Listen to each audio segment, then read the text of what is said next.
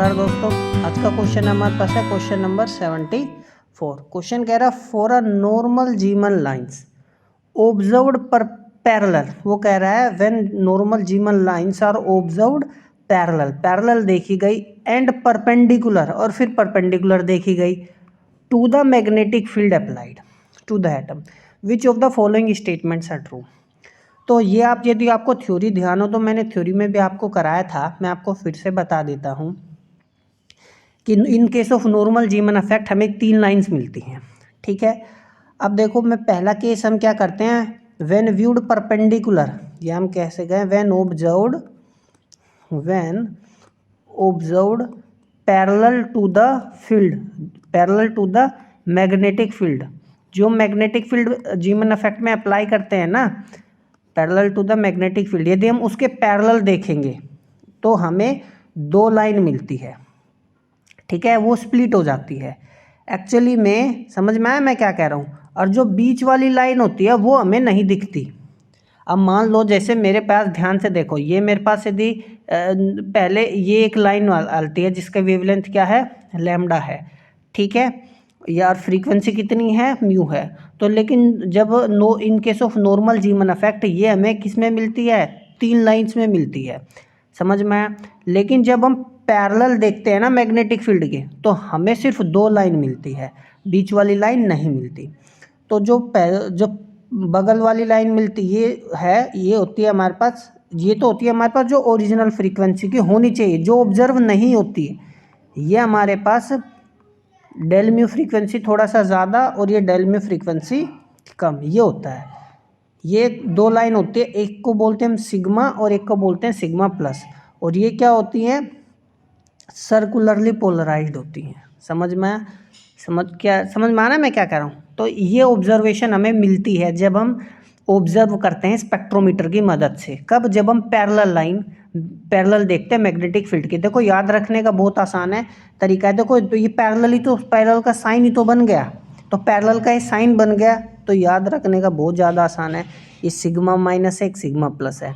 जो original line होती है ये ऑब्जर्व नहीं होती है, नॉट ऑब्जर्व्ड। ओरिजिनल लाइन हमें नहीं दिखती बिल्कुल भी। ठीक है ना, उसके से कम कुछ एक फ्रीक्वेंसी की लाइन और उससे कुछ एक फ्रीक्वेंसी की लाइन हमें मिलती है। कोई डाउट है। अब बात करते हैं जब हम परपेंडिकुलर देखते हैं।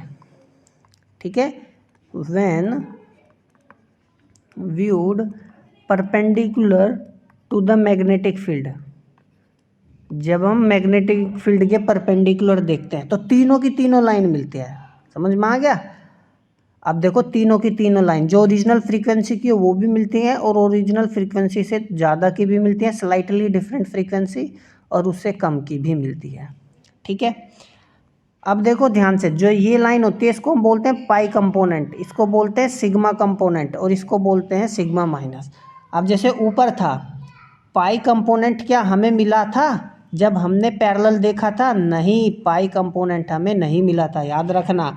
लेकिन जब हम मैग्नेटिक फील्ड के परपेंडिकुलर देखते हैं तो सिग्मा माइनस वाला भी, सिग्मा प्लस वाला भी और पाई कंपोनेंट, तीनों कंपोनेंट मिलते हैं। ये कब मिलता है हमें? जब डेल एम एल क्या होता है, 0, नॉर्मल जीमन इफेक्ट है ना। और ये कब मिलता है? जब हमारे पास ये होता है +1। और ये कंपोनेंट कब मिलता है? जब डेल एम एल हमारे पास कितना होता है, -1। सेम इसी ये भी केस है। ये कब मिलता है हमें?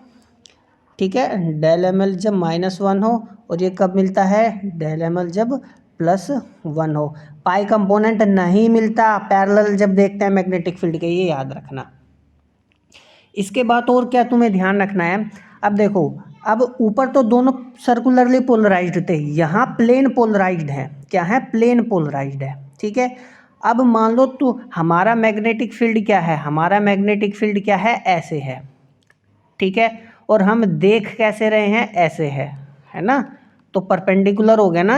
अब देखो जो ये मैग्नेटिक फील्ड था ना, इसमें वाइब्रेशन यदि ऐसे है तो ये जो पाई वाला कंपोनेंट है इसके वाइब्रेशन भी अलोंग द मैग्नेटिक फील्ड ही होते हैं। ठीक है, और जो सिग्मा और सिग्मा माइनस और सिग्मा प्लस होते हैं इसके vibration perpendicular to magnetic field होते हैं।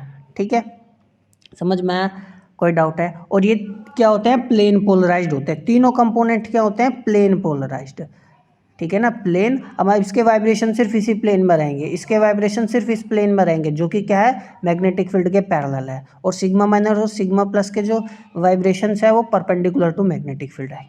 ठीक है, तो तीनों लाइन क्या है? प्लेन। ठीक है, तो ये है प्लेन पोलराइज्ड। तो ध्यान रखना, ये चीज़ मैंने आपको थ्योरी में भी बताई थी। यदि आपको पता होती तो आप ये क्वेश्चन बिना देखे कर देते। क्वेश्चन पढ़ते हैं, अब क्वेश्चन दोबारा से, क्वेश्चन क्या पूछ रहा था।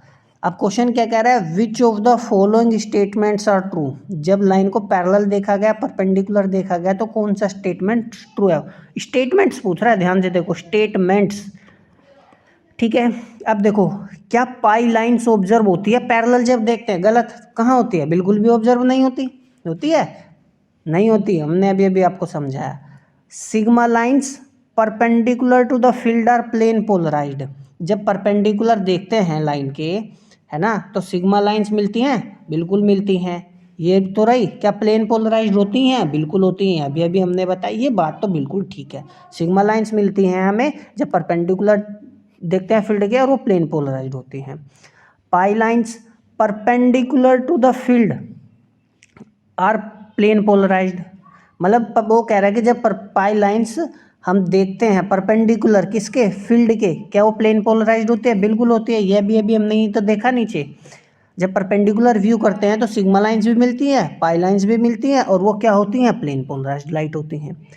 क्वेश्चन डी को पढ़ो। Only sigma lines are observed parallel to the field. वो कह रहा है जब फील्ड के पैरेलल देखते हैं, क्या सिग्मा लाइन्स ही मिलती है? Only sigma lines. यस, देखो, सिग्मा माइनस और सिग्मा प्लस सिर्फ यही मिलती हैं।